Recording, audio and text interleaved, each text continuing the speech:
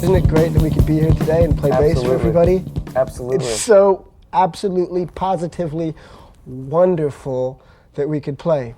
However, you won't be articulating in any theory lingo.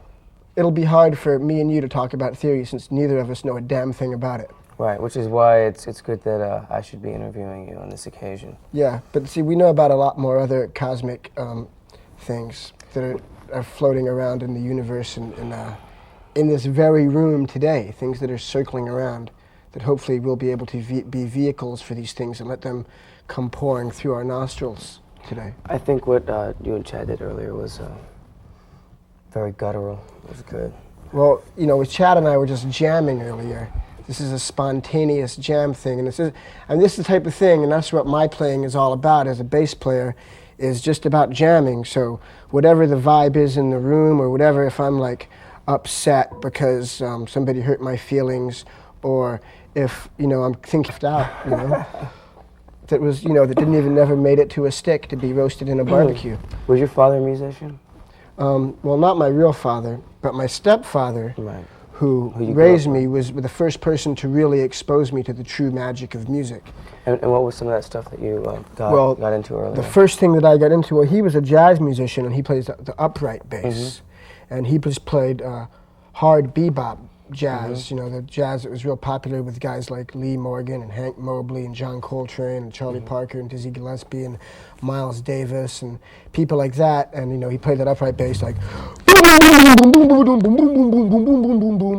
which is a style which that I admire intensely and that I can't play, but which is something that I'm attempting to learn to play. Actually, yeah, last time I was over your place, you had an upright bass. Yeah, I got an upright bass. I'm about to begin studying, and then perhaps I'll be able to elaborate further on that style of bass. But anyway, that was what I saw him play as a child. And him and all his friends would come over, and they would jam at my house, and my mom would cook food, and they would just play the day away. They'd play all kinds of jazz standards and just jam out. And as a child, my reaction to that was to, you know, roll on the floor in hysterical laughter because it was such a beautiful thing. And I think that was the first time I was really touched spiritually by music, which I'm sure had a great influence on me ending up being what I'm playing, you know, that I'm a musician and everything today.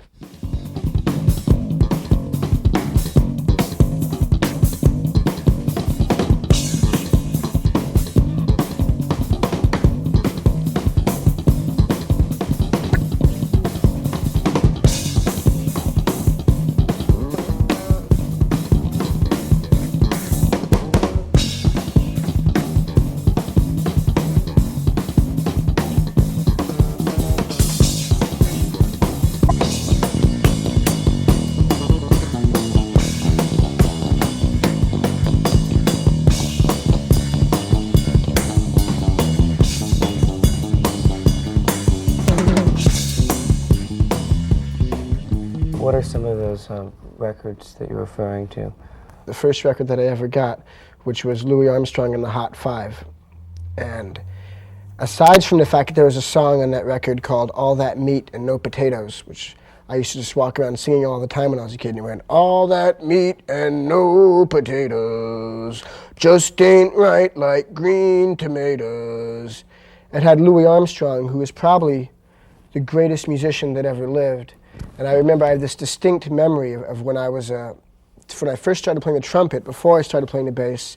And of course I wanted to be as cool as Louis Armstrong, and still my whole life is based on one day perhaps, you know, approaching the level of cool of Louis Armstrong and, you know, aging with grace and dignity like he did. But this old guy said to me, this real old guy, and I was playing the trumpet and I thought I was pretty hot, and he goes, let me tell you one thing. He goes, lots of cats, they play high, they play fast, they play with all kinds of technique. You see these guys, they can play every trick in the book and every lick in the book, but no one ever played music like Louis Armstrong. And he was completely right. And that was, you know, a big important thing for me. And that was the first record I ever had. And then from then on, I just started getting all kinds of records. And that he's just so absolute. And that every note is just pure, beautiful music. The thing, a great musician plays one note, and everyone was there in their hoity-toity suits and ties and stuff, ready to see the amazing monk do his thing. And he walked out, and he just slammed the potted plants into the piano, let the lid slam shut, and just went bing, and played one note and split. Uh-huh. And, you know, that probably would have been the greatest concert ever. I wish I could have seen it. Just that one note. Yeah, just that.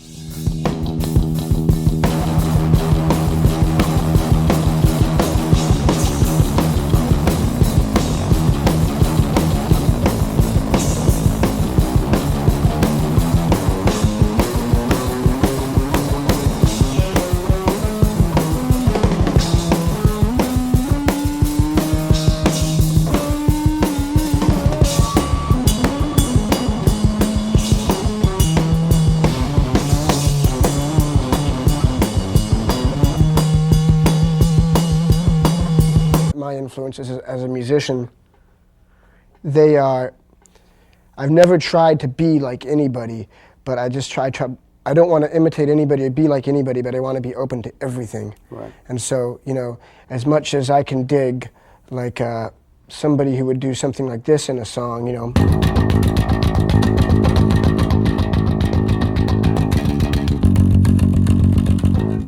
Which is the simplest, most Punk amazing rock. thing, punk rock. I can dig something really complex, you know, like, and there's all kinds of, you know, there's, I'm kind of being awkward, but what I'm trying to say is that I just love everything that has any soul in it, whether it's the simplest punk rock thing or the most complex jazz thing or the deepest, dirtiest, greasiest funk thing. What kind of equipment do you Well, condone and use in your... well, I love this Music Man bass because it's a nice, simple bass and it feels really good. And for, you know, doing the thump thing, the funk thing, this action.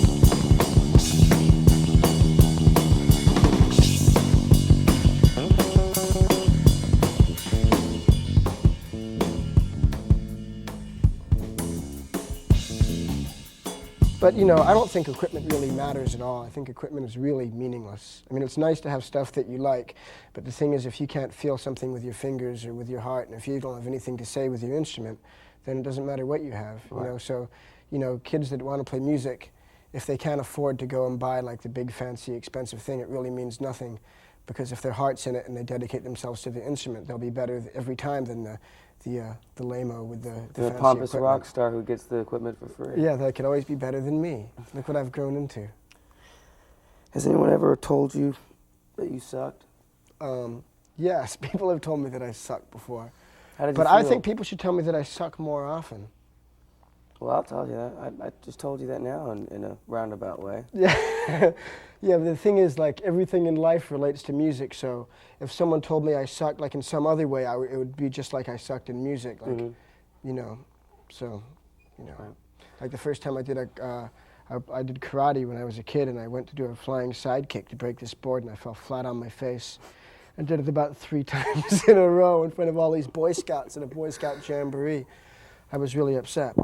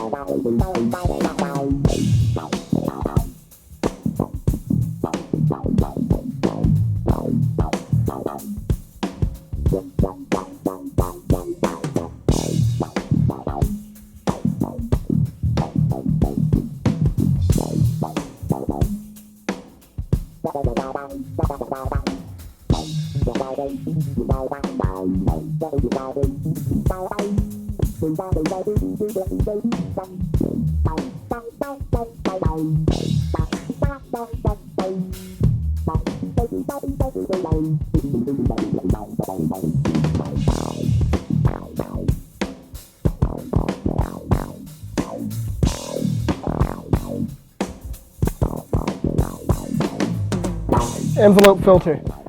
The coolest one was used by Bootsy Collins, and it was called a Mutron. And but he had the whole space bass, and plus he had his secret special cosmic brain twirling around in an unbelievable liquid paste through his whole.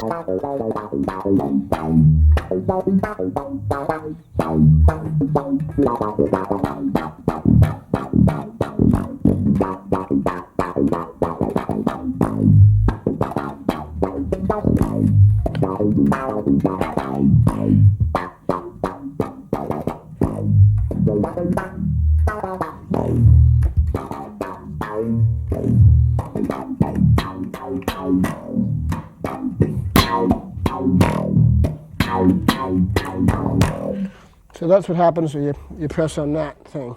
Sounds The great. envelope filter. It's a funky thing. So, what you were just You have to be doing there, loyal to the funk, though. and on top of it, and listening. Just to what's happening. being direct with yourself and laying your naked emotions on the table for everyone to make fun of, or admire, or do whatever they do. But you Right. got to put it out there.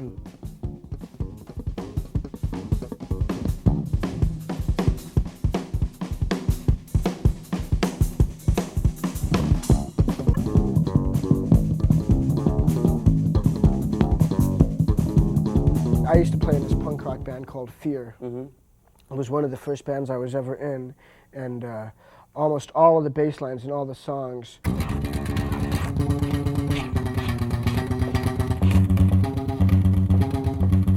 Hey, hey, hey, hey! Like that. Right. And the whole concept of that music is just, punk rock is you have to be jumping out of your skin the whole time. You have to play every single note as hard as you can, and you have to expect that after each note that somebody is going to shoot you in the face or kill you, and that's how important each note has to be, because you have to know that you're about to die, and it's the most important note that you ever play. Mhm. So That absolute. yeah, conviction. just the purity. You have to be as convicted as like a Japanese guy, an intense Japanese guy that's about to commit harikari, and he was really taking destiny into his own hands and killing himself because he wants to be so pure. He wants to die pure and die as himself. Mm-hmm. So that's the purity you have to have. Wow. So then anyway, so that punk rock thing, and then you getting into a. Then I got into funk. I mean, I was always into funk, but people like Bootsy Collins and Larry Graham and the Meters and Sly and the Family Stone and, just all kinds of, there's so many great funk that I'll always leave out some of the best ones, but, so just that funk groove. George Clinton. Yeah. And this deal, slapping, popping and slapping as it is called. And anyway, so where I kind of put my twist on things, not like in a contrived way of thinking about it or anything, was that I was into both of these things so much that I did my own style of the thing, of just thumping it in a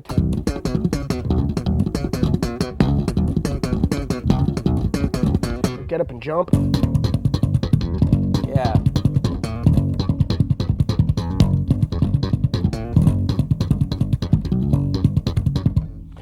And there's probably a bunch of other ones too.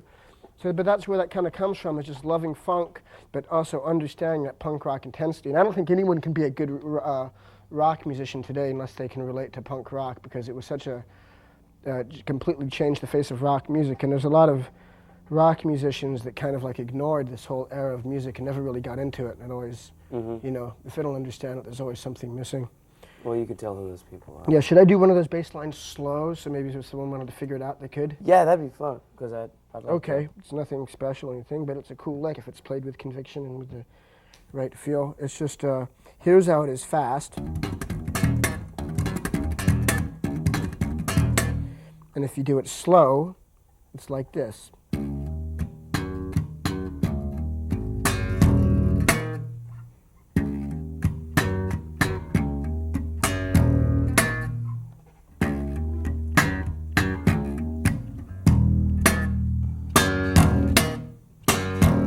So that's how that goes. And that's the deal with the fast popping thing. What was that?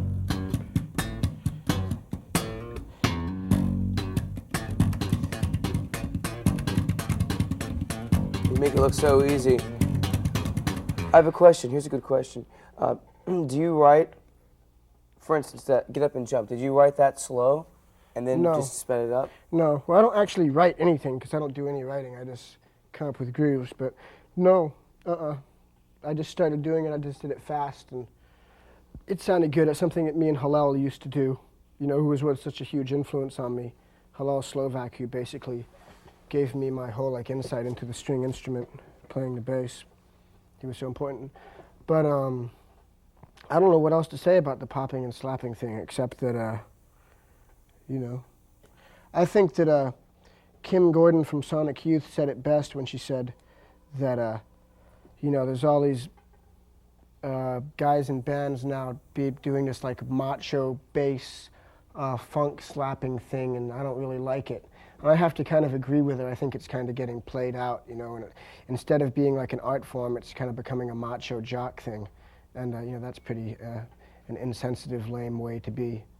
You know, Yeah. Not that sports is always about macho jockism, because sports are beautiful art forms, but, you know, as far as the bass playing itself, you know, it can be a lot Kind of exploited. The main thing to remember is when you're doing this,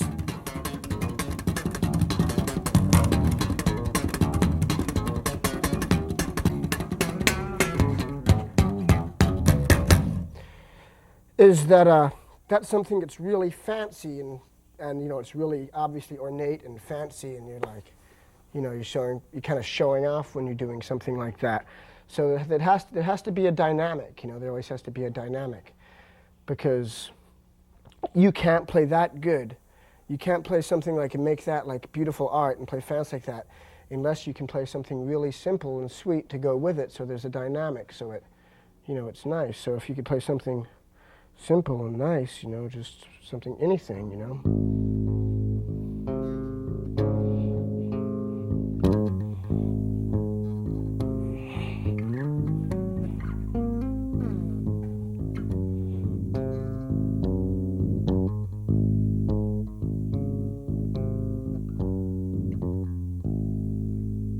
Play something simple and beautiful next to something hard and fast, then neither of them, you know, will ever have the full impact that they should have, and neither of them can ever stand up and be their thing. And so, anyway, to be fancy like that, and to be a bass player, you know, you have to make sure that you're not a victim of a guy who's all flash and no smash. Because to be all flash and no smash is to you know, to not be a good musician.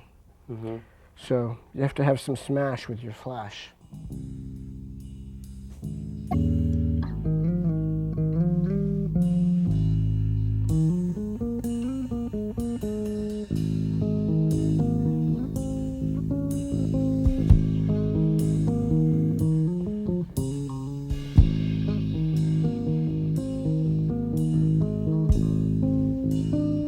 To do a Red Hot Chili Peppers concert, for me, you know, it's such a physical thing.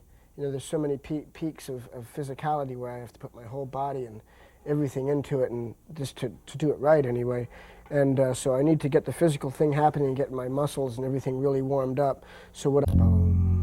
Do, re, mi, fa, sol, la, ti, do. I just go up the neck doing that. You know, then I do chromatic ones like this. But I start even slower than I'm going now. I start real slow, you know, just up the neck. You've already done this today. I did it a little bit today before we started, but not a lot, because I'm not really playing a gig or anything. So anyway, so I do that, and then I do a popping thing to warm up, which is how I figured out how to slap and pop. Is the first thing I figured out how to do was to do the E octave like this. Right. That was the first thing I ever figured out, and then I started going.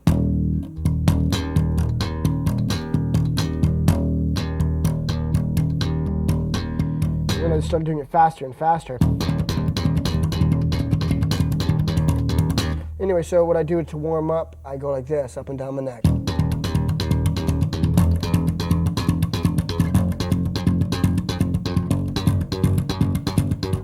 And then I do it like this, you know. I go like wait. What the hell do I do? I'm blanking out.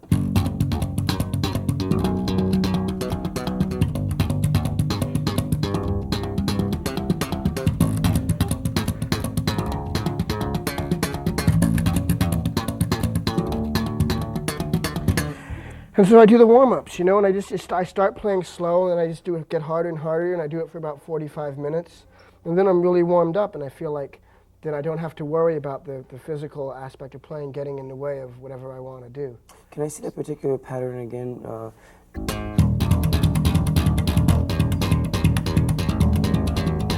Good luck. It's really easy, you know. It's really a simple thing. It just kind of looks fancy, and you know, sometimes it sounds good, and sometimes you sound like an overindulgent jerk. You just have to know when to do it. Takes a lot of practice and hard work, but like you say, it's easy. Yeah, but I mean, you know, nothing that you play can ever be, you could never play a single note that's good if you don't have lots of love in your heart for things that are pure and beautiful. I mean, even if you're like a guy that's not pure and beautiful himself, or a girl that's not pure and beautiful herself because they've done things that they've lied to themselves or lied to other people, and so their soul is not as pure and as happy as it could be, if they just actually have a true love in their heart for things that are really, you know, righteous, and they're not mean or cruel people, and they mind their own business, then they can be a good musician. But unless you're all of those things, and you know, you have love and play bass, and I'm pretty bitchin', and I do this and that, because it all means nothing if you can't get together with other people and play to other people, with other people. Mm-hmm. And that's the whole thing, is listening to other people and playing with other people. And you can't ever listen or play with other people unless you love them, unless you have like really true, sincere love. It means nothing, because you can't even be angry and have true hatred, which is also an important thing to playing, unless you have real love. Mm-hmm. So that's the deal with that.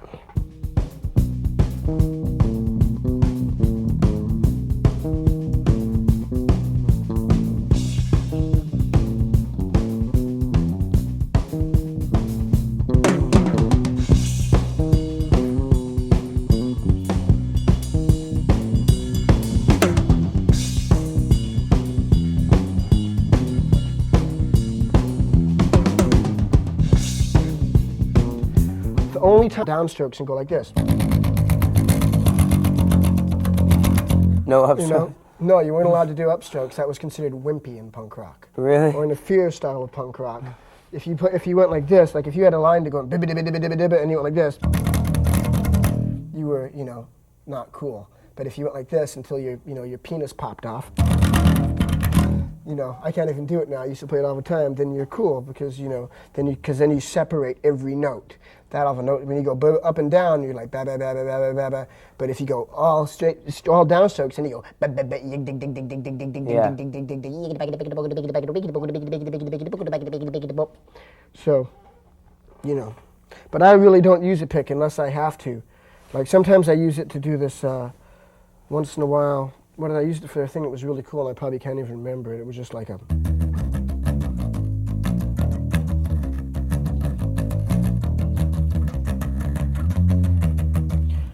And I can't even remember what it is, and that's probably not it. And I never use a pick anyway, so it doesn't really matter. Okay, I think you can get the same sound as a pick if you just play back here, you know? And where the strings are taut.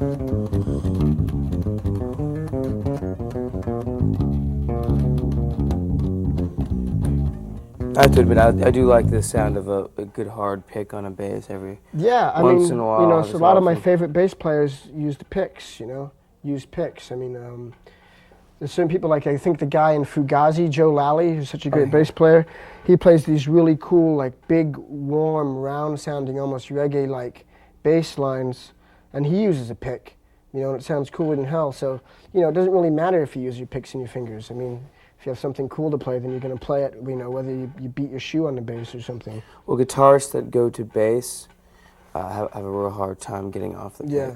And plus, I mean, one of the greatest bass players of our time, Sid Vicious, used to pick.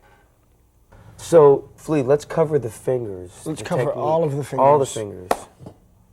Not just these fingers. Let's start with all the fingers. Okay, well, there's these two fingers, and as we've said before, what we like to do with these two fingers is walk up and down the strings. We alternate the fingers, right, left, You see, there you go, right, left, right, left, right, left, right, left. Everybody knows that. I mean, if you start playing the bass, you learn that. And then, you start becoming more graceful with it as you go along, and, you just do it. Jah Wobble's a great bass player. If any kid cares about being a good bass player, he should listen to Jah Wobble, being a good electric bass player. Or she or he. Oh, because there's so many great, one of the biggest influences on me of a bass player, there's a band called Defunct, which was a huge influence on the Red Hot Chili Peppers, on really turning us on to the whole funk thing.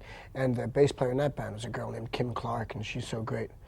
And of course there's Kim Gordon. I wonder why it is that girls that play bass are called Kim. It must be some sort of cosmic thing. What's the Talking Head girl's name? And Tina Weymouth, that's right. All those good girl bass players. Right. So the fingers, so there's this one, and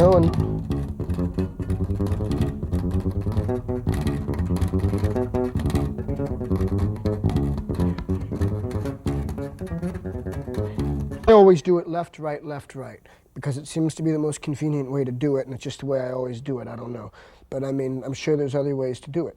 Like I say, some people use all their fingers. And another thing is to use you can use your thumb, which I do once in a while. I'll be like, use my thumb and these fingers, and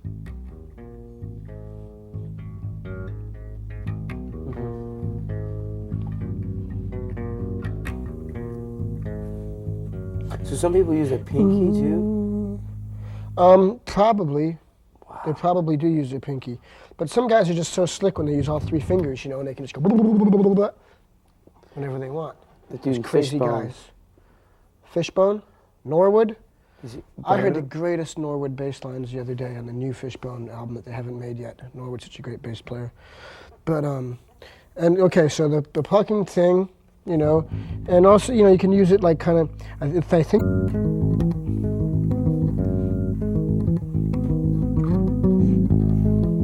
I'm plucking like that.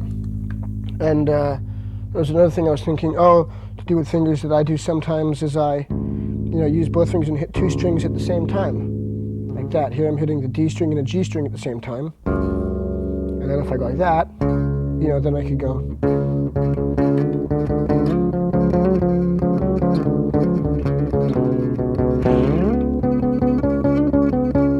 Open string.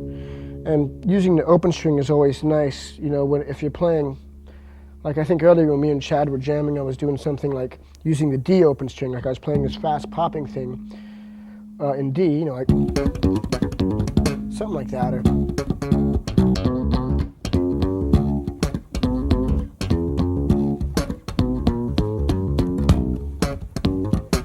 So, I'm doing that little deal there.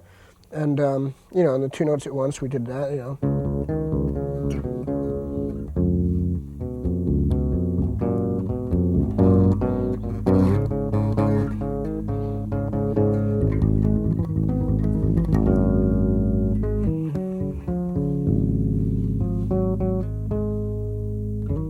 Feels good. Sounds good. Yeah. Now let's address your left hand. The left hand is pretty simple. I mean, there's the exercises to make it stronger and stuff, and you just press down on the bass there. It's really nothing unique about pressing down on the string to change the. We're doing something like that, and I'll just start hitting it like that. Because like a punk rocker with a pick, he might start going. He would go like this, Right. And I'll just start going.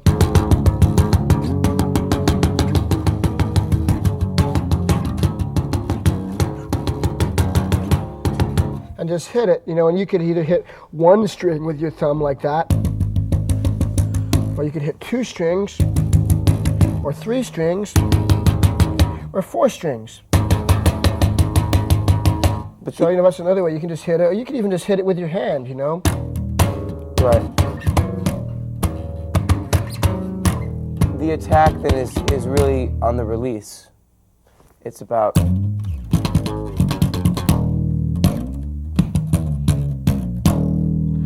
dump truck driving down a road, loses brakes, goes off the cliff.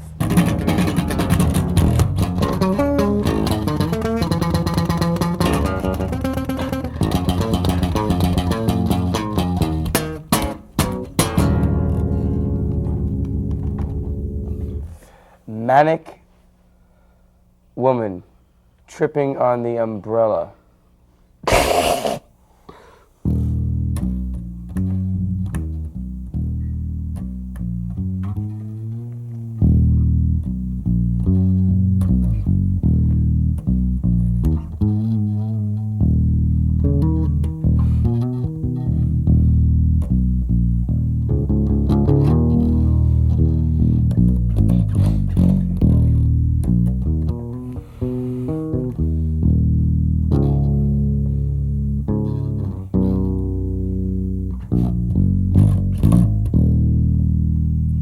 Last part there was the fall. That was just the long. There's Claire swimming. I can see her now.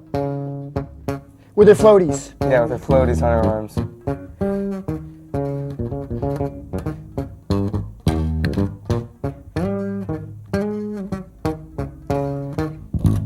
Claire going to the tattoo shop to get a tat like her daddy's. No!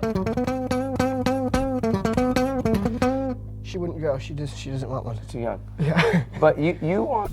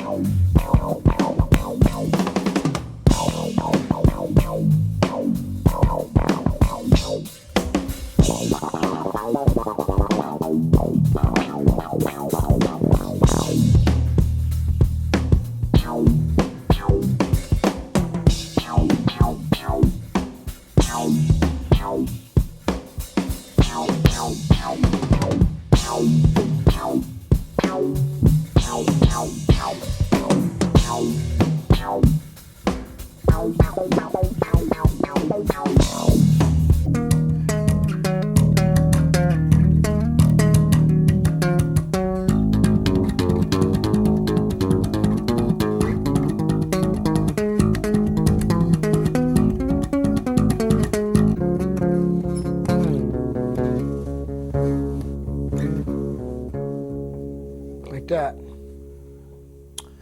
Sounds good. The droning note. The one note is always droning.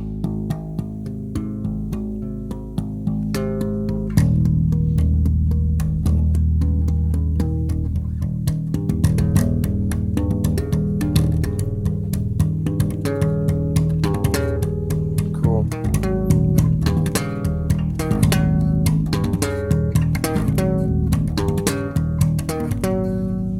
Nice. I like that. Thank you. I like that syncopation a lot.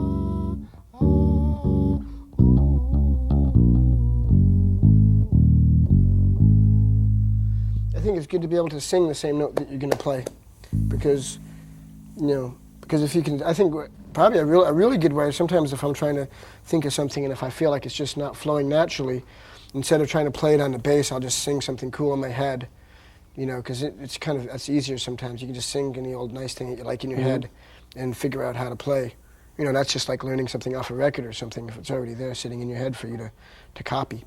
Mm-hmm.